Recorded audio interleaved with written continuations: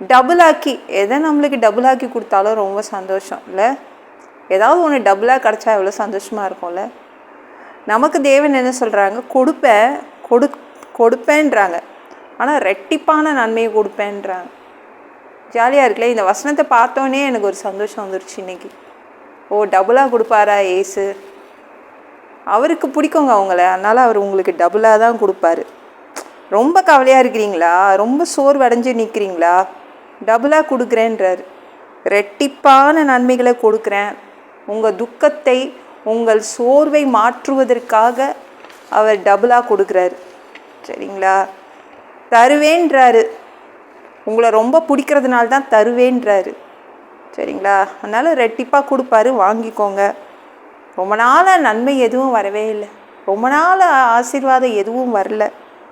அதனால் தேவன் என்ன சொல்கிறாங்க? நான் டபுள் ஆக்கி தரேன்.